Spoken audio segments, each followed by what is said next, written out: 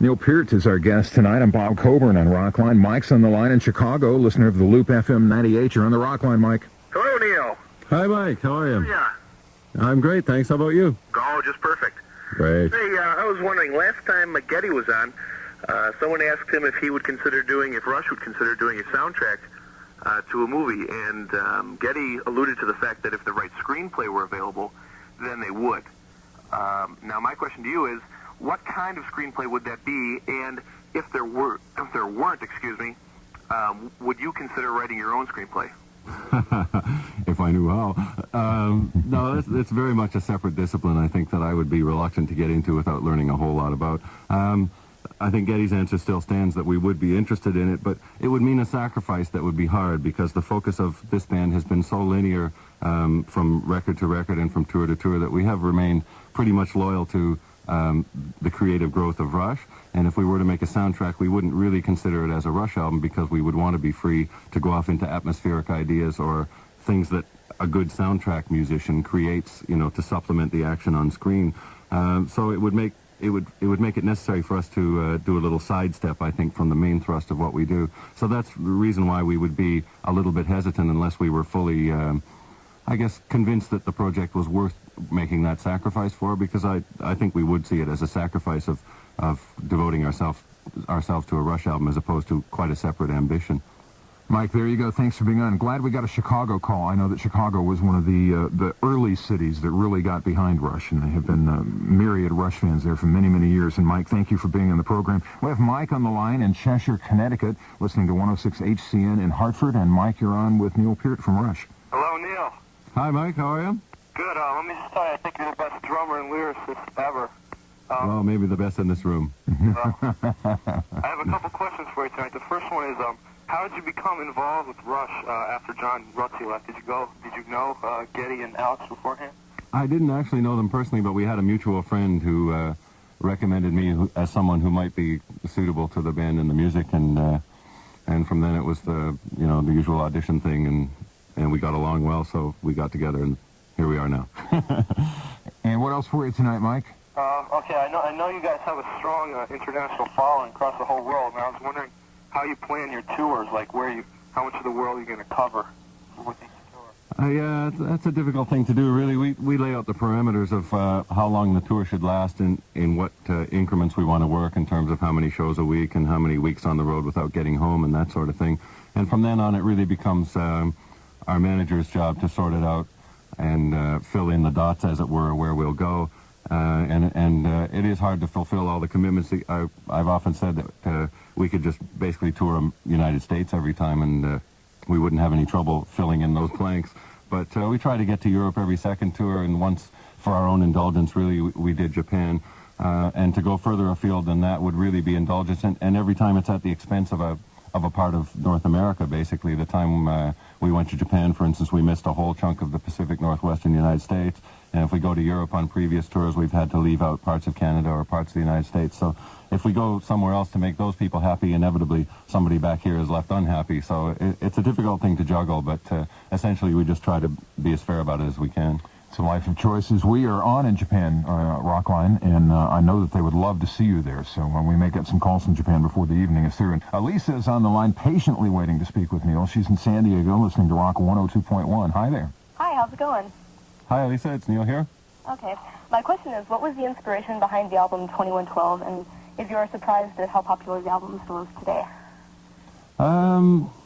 Inspiration behind it was difficult always to trace those lines because so many things tend to coalesce. And in fact, it ended up being quite similar to a book called Anthem by the writer Ayn Rand, but I didn't realize it while I was working on it. And then eventually, as the story came together, the parallels became obvious to me, and I thought, oh, gee, I better, I don't want to be a plagiarist here. So I did give credit to her writings in the liner notes. As for its survival, I think it is explainable in a sense because that album came out of a time of turmoil for us where a lot of people were trying to tell us what to do and how to commercialize our music and how we ought to be doing this and how we ought to be doing that. And basically 2112 for us was a statement of rebellion that we're going to do it our way. And as soon as we announced that we were doing a sidelong piece, on it, well, the record company doesn't want that. And our response was, well, we're not making it for the record company, we're making it for ourselves. So I think that sense of rebellion and the sense of oppression that we felt from those around us came through the music, and it has such a strong sincerity about it because we really did feel that way at the time, that it was us against the world. So perhaps that inherent emotion still communicates itself. It remains tremendously popular. Elisa, thanks for the call. We're going to speak with Dan in Thunder Bay, Ontario. 94 FM is our affiliate there. And Dan, you're on the Rockline with Neil Peart. Congratulations on the new album, Neil. Good evening. Oh, thanks, Dan. All the way to Thunder Bay. Minneapolis show, once again, a blast. Thanks. A couple of quick questions here. Okay. The new album is kind of a parent's life and death and the chances in between. Right. It seems you've been dealing with death in some form or another since about 1984 and Grace Under Pressure, a very dark album. I'm wondering if maybe your music is a release on how you deal with mortality, maybe some comment on that. Also, quick question here. Are the deaths in After Image and the past related, seeing as how we're on the subject of death? Right. What a pleasant subject it is on this rainy night in Philadelphia, too. I guess all of us deals with mortality in one sense or another, whether it's direct or not. And just working backwards on the questions, basically, no, the After Image is a specific tribute, an elegy, I guess, to a personal friend of ours, where the past is more of a general statement that giving up is not noble, essentially. I didn't want to address the specific idea of anyone's suicide or anything like that. It was just about how to accept failure, and in fact, that's been a common topic for me, and Bravado is about the same thing, really. How do you deal with failure, really, is just get up and try again, rather than saying, oh, I failed, so I give up, That was the essence of it there. I think, really, for me, the subject tends much more often to be life and how to deal with it, rather than death, and mortality is something that I'm curious about, in songs like Losing It, or as you mentioned in Grace Under Pressure, but that was a response to other people much more than anything in myself. I was looking around, that was in the early 80s when actually economic times were not unlike what they are today, and I was seeing a lot of my friends having difficulties with their livelihoods or difficulties with their relationships, and I couldn't help but respond to that. I couldn't just say, well, my life's okay, I'm happy. I had to care about the people that were around me, both the ones I knew and the rest of them in the world that I didn't know. So in some ways, that record was very much a response to the times as I felt them at that time. So I don't really have a preoccupation with death. In fact, this album is the perfect example of that immortality that I address is something that I still feel. I still feel I'm on the upward curve, and I'm still improving, and nothing has happened, fortunately, to me yet to convince me that I've hit the hill yet, let alone crossed it. So I think that's much more that element of hopeful optimism. And one of my mottos lately has been, you hope for the best but plan for the worst. And I guess I try to balance idealism with realism in both of those sentences. So my idealism is apparent, but sometimes I do take a look at realism and see what I can learn from it, I guess. There you go, Dan. You got your questions answered directly from Neil. We go from Thunder Bay to Tokyo Bay. We have Colin on the line, a listener of Bay FM 7.8. Colin, here's Neil for you. Hey, Neil. How's it going, man? Colin, from Thunder Bay to Tokyo. What a leap. Hi. Yeah, big change. I got a question going back to the topic of 2112. I was wondering if you had any plans to do another concept album like 2112. All right, I don't have any plans to, but I don't have any plans not to either. It was something that would depend upon the idea and the necessary amount of excitement about the idea, really. When we go into work on writing, we don't establish parameters and say, right, we're going to write 10 5-minute songs or anything like that. We just really start working, and what emerges is in some ways spontaneous. It's controlled spontaneity, I guess. We try to manage it along the way and organize carefully and arrange the songs carefully and all of that. But at the same time, we don't start out with any limitations or any lack of limitations. Really, it's just what comes out. So if I think if I came in with an idea strong enough lyrically to convince the other guys that it was worth a major work like that, it could happen. But we don't feel it a limitation in 5-minute songs now anymore. We really feel that's a comfortable length, that lyrically I can say what I need, and musically we can say what we feel we need to, and as individual musicians we can be satisfied instrumentally. So we just don't feel limited by that. But at the same time, to answer your question, it could happen, but we don't know. We have a call by Tom in Cincinnati. He's a listener of WEBN. We welcome him to the program. Hello, Tom. Hi. How you doing, Neil? Hi, Tom. I'm doing fine. Thank you. I just want to say I recently saw your show in October in Cincinnati, and I thought it was great. Good. Yeah, I enjoyed that one too. Actually, I happen to remember. Yeah, it was really good, especially the mix of various songs at the end. Oh yeah, the medley from the mother of all medleys. The mother of all medleys. Especially with Xanadu. That was a really nice surprise to hear Xanadu in concert. Oh, good. Yeah, it's fun to do also.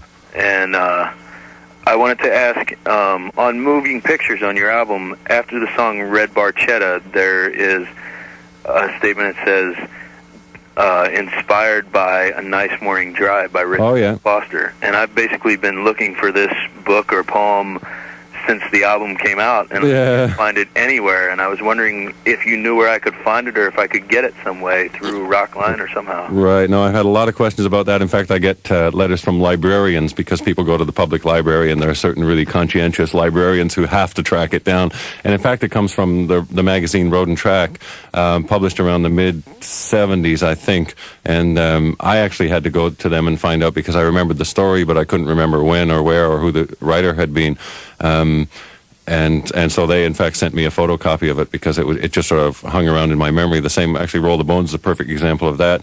About 15 years ago, I read a short story by a science fiction writer called Fritz Lieber, and it was called Gonna Roll the Bones. And I loved the phrase and stuck it in my notebook, and it sat there waiting for a home for all these years. And then finally, when I was thinking about chant so much on this record, finally Roll the Bones came up and smacked me in the face and said, use me, use me. I'm here, remember me? Yeah. I'm an old idea, but I'm still good. Tom, thank you. Let's move on to Plano, Texas. We have Mike on the line, a listener of Q102 in Dallas. Mike, you're on the Rock Line with Neil Peart. Neil, how's it going? Very well, thanks, Mike. How about for you? All right, I'm on the dream line tonight. Yeah, I guess we all are. My question is, I remember reading in the book Visions. Oh, yeah. When you were 18, you took a trip to England. Right. And toured with bands such as Thin Lizzy. And how did that experience affect your outlook on the musical industry? Very darkly, unfortunately. Being at that age, of course, I was wildly naive and had great hopes of finding fame and fortune in London, where the streets were paved with gold and where all my favorite bands were from and everything. But of course, I went there armed with a list of record companies and a list of booking agencies, and started slogging through the rainy streets from office to office, getting rejected and rejected until I finally had to get a real job because my money ran out. But I still basically worked there in semi-professional bands, so I learned a couple of valuable things. First of all, that I could do other things to earn a living rather than play drums, which was a good thing to learn. And also that I preferred that. I would rather be in a band part-time that played the music I like to play, as opposed to playing drums for a living if I had to play like polkas or something that I didn't particularly enjoy. So that was an important judgment. But also growing up, I mean, I was 18, the first time I'd ever lived away from home, and suddenly I was so far away from home and into the working world and paying rent and living on my own and so on. So obviously to anyone, that's a pretty major experience in life. So what do you got against polkas, huh? Nothing. They're a lot of fun to dance to, but I don't think the drummer has much fun. Mike, thanks for the call. We're going to move on. We'll stay in Texas, head a little south right now to Austin. It's Amy, a listener of KLBJ FM 94. Amy, you're on. Hi, Neil. Hi, Amy. Welcome. I was wondering, being an engineer, I have a technical question for you. Oh, dear. On the last few tours, I've noticed that you wear headphones sometimes and sometimes not. What are you listening to? This is a great debate. Good question. This tour is an example. For instance, I wear headphones in two of the songs, which are Time Stand Still and Roll the Bones. And basically it's to keep in sync with the film track, because we have your namesake, Amy, doing background vocals in Time Stand Still, so we have her up on the screen and singing on the soundtrack. And then in Roll the Bones, of course, we have the Mohawk skeleton up on the screen. So basically I'm just playing to a sync track, staying in time with the film through those two songs. That's just a click track that you hear in your headphones to keep you in meter, Just so that when those things appear, they're in time with us. Yeah, exactly, yeah. That quite often happens in when you stage something like that. I know the Wall, when it was done in Berlin, the whole show was done with a click track, so that they would stay in sync with all the special effects that took place and whatnot. Yeah, I think that would be awfully difficult to be so tightly discipline through the whole show where you were the slave to the click, as we call it. I don't mind it in short doses for a necessary cause. It's okay, but live it's nice sometimes to have it be your own responsibility, because the hardest thing for a drummer is to keep the tempo right, and something I'm constantly re-examining from show to show, and it affects so many other things, and it's, let's face it, the fundamental part of my job is to keep the time right. So it's something that I take a lot of pride in doing it organically when I can, but as it was an engineering question, then it becomes just a technical situation. Amy, thank you very much. We're with Neil Peart from Rockline, from Rush tonight on Rockline. I'm Bob Coburn. Your number's toll-free, as always, 1-800-344-ROCK. That's what Eric called. He is in Lake Elsinore, California, and is a listener of 95.5 KLOS. Eric, you're on the Rockline. Neil, sir. Hi, Eric. How you doing? Oh, pretty good. Good. Got a couple of questions. First, a really quick one. On Roll the Bones, in the middle there, you've got a guy who sounds like he's almost rapping. It can't be Geddy because his voice is about 8 octaves too low. Who is that? It actually is Geddy. But we went through an awful time trying to decide who was going to do it, and from a lyricist point of view, I really wanted to write something structured the way better rap music is, with the wordplay and the internal rhymes and everything. So I brought it to the other guys, and they were open-minded enough to think that it would be fun to try. So we thought about different ways of approaching it, and whether we should get a real authentic rapper, as it were, in there. And while we were recording the vocals in England, we even tried using a female voice to see what effect that would have, and different treatments on Geddy's voice and so on. And eventually it became apparent that the most pleasant to listen to was this affected version of Geddy's voice that manages to lower his voice without altering the timing, where in years previous, a harmonizer would always slow down the voice too, so you get that sort of Hal in 2001 effect. But eventually we just decided that Geddy too, when he had that effect on his voice, it affected his delivery, and it had the right sort of attitude, this really cool offhand delivery that we were looking for, and that eventually became exemplified too by the skeleton in the video and in the live show. So it just was a decision that basically it was a musical decision that when you put the headphones on and listen to the song, this was the sound that was most enjoyable to listen to. Bassist, vocalist, keyboardist, and now rapper, Mr. Geddy Lee, ladies and gentlemen. MC. That's right. Hammer drop the MC. We're keeping it. MC Geddy Lee. Eric, what else tonight? Another question. What was it like for you to come into a band that was already established?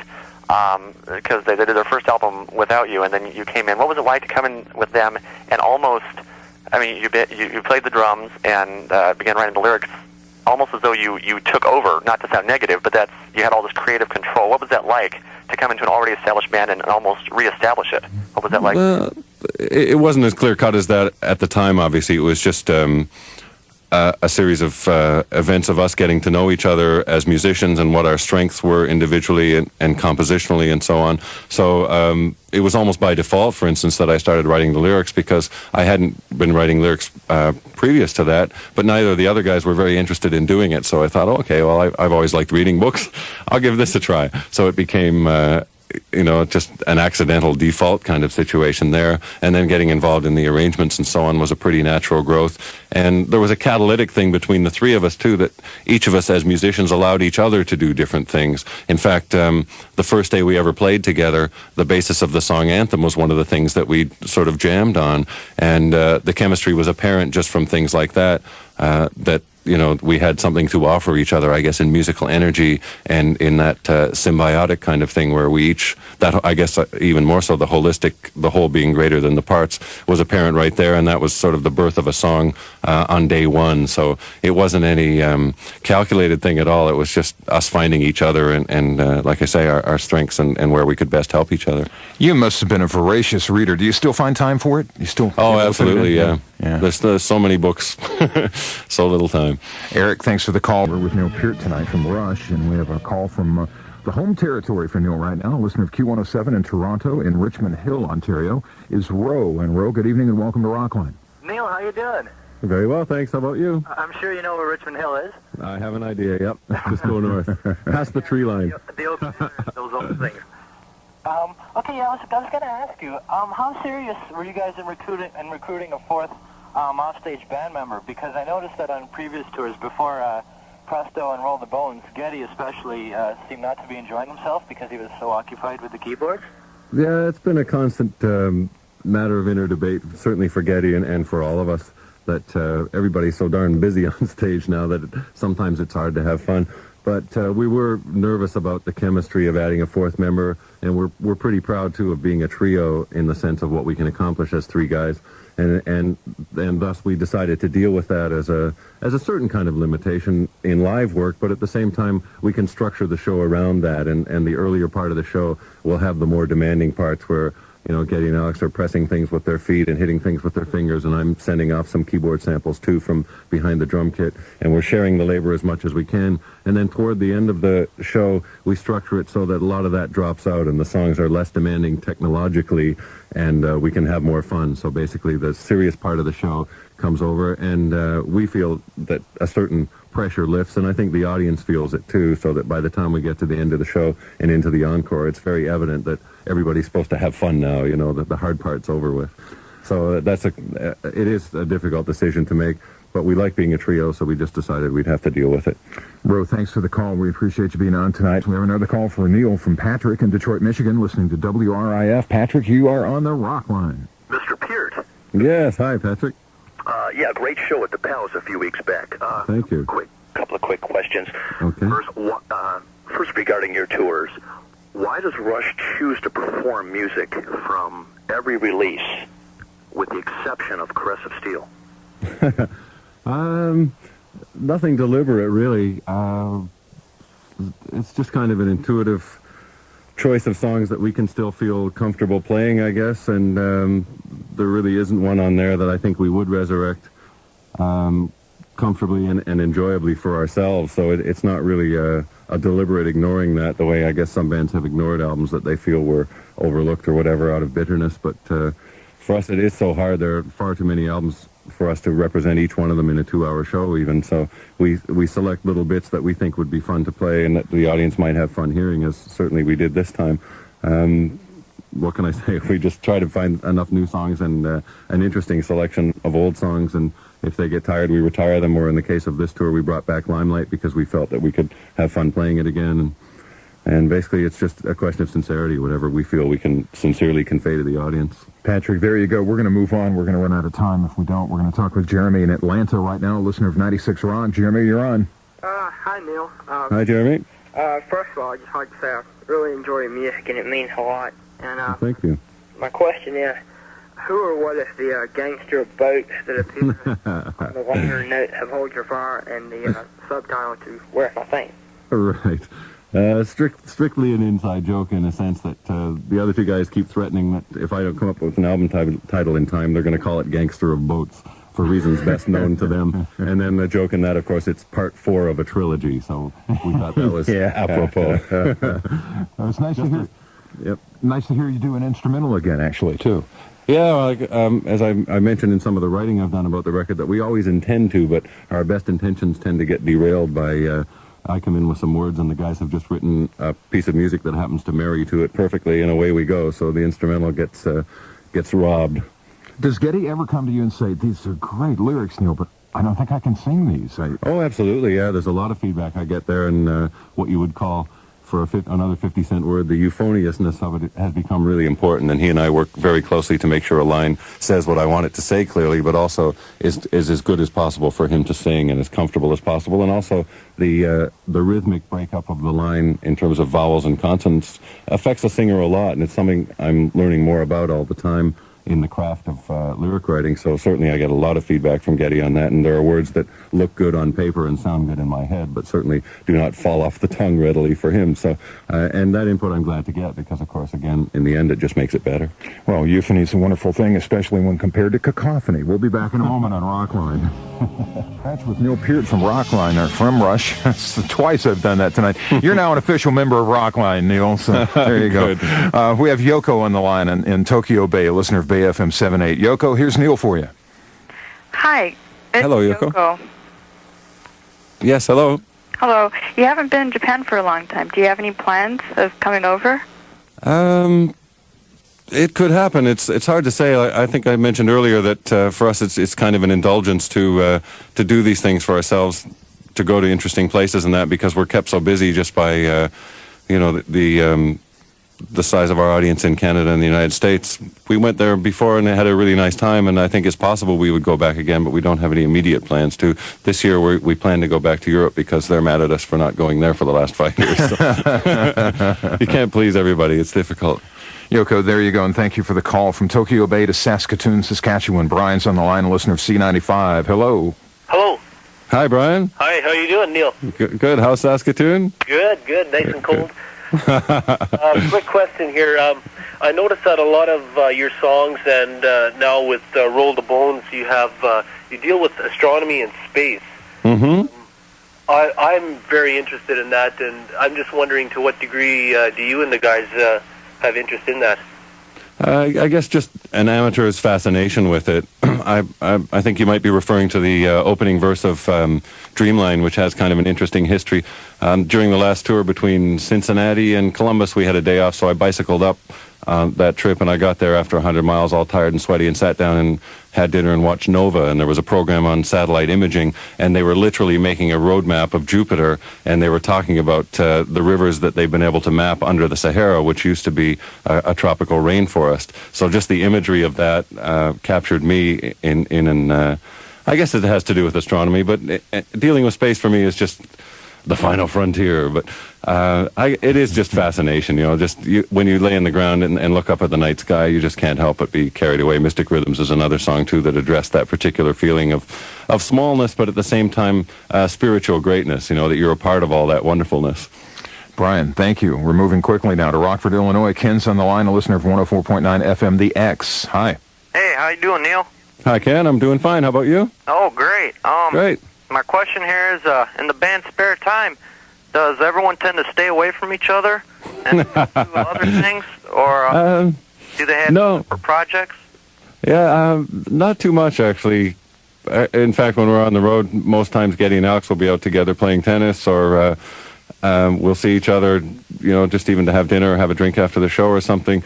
During the off time, when we're actually on holidays, everybody will be off to different parts of the world or getting to know their own families again and so on. So, we don't stay apart out of antipathy or disliking each other or anything, but just by having different lives, which, of course, is a healthy thing for the relationship. There you go, Ken. Thanks for being on tonight. Sam, you get the honor of being the last caller with Neil Peart tonight. He's in Tacoma, Washington. FM 100 in Seattle is our station. Hey, Sam. How you doing? Hi, Sam. How you doing? First of all, I'd like to say Rush has been one of my favorite bands for over the last 10 years. And thank you. My first question is to do with the longevity of Rush, what you might attribute to your continued success, and how long can we expect to see new Rush albums in the future? It's always difficult to answer the question about why it's lasted so long, but certainly it has to do with personality, temperament, and the level of satisfaction, as I think I said earlier in the program, that none of us feels like we have to get outside of the band to assert ourselves or make a solo album to express our true personalities. Because, for instance, myself as a drummer, there's never been a style of music I've wanted to play that I haven't been able to get into our music, whether it's African music or reggae music or big band jazz or whatever I like. And if it fits with the other guys, it works. There are no limitations that we establish to what Rush is. As far as the future, actually, we're feeling exceptionally hopeful that we really recognized during the making of this record that it is something that will satisfy us creatively for a long time. So certainly we don't see any end in sight. Sam, thank you for the call. Thanks to everyone for listening and for calling tonight. If you'd like to drop a line, our address is Rockline, P.O. Box 4383, Hollywood, California, 90078. Next week, we'll give you a chance to call in and talk live with the Rolling Stone and an expensive wino. Even more than that, as Rockline welcomes the legendary Keith Richards. Coming soon, Queensryche, The Cult, and we'll round out the year with the best of Rockline 1991. Some special thanks go out tonight to Kim Garner from also Andrew McNaughton and Ray Daniels from SRO Productions, to Vicky Germais from Atlantic Records, also to Lauren Karasik, Ron Barron, Richard Parker, and the rest of our Rockline production team in Philadelphia. Now that you have done 90 minutes with us on Rockline, Neil, what do you think? Did you have a good time? Did you enjoy talking to your fans? Yeah, I'd like to thank you very much and everyone who called in, and it's been a really good experience. I enjoyed it. Now, I was told that you hadn't done live radio in some 10 years or so. Is that the case? That could be something like that. Yeah, I've done recorded ones after the show or during the afternoon or whatever, but it's hard to haul me into a radio station in the afternoon these days. There are so many other things to do. Well, we hope you come back, and that it's certainly not 10 years before you're back with us again. So thank you. I'd like to come back. All right. Well, you have an opportunity to come back anytime, and please give our best to Getty and to Alex, and good luck with the rest of the tour. And thanks for being here tonight. I'm really glad you had a good time. I certainly will. Thank you. I'm BC, and I'll be seeing you in a week.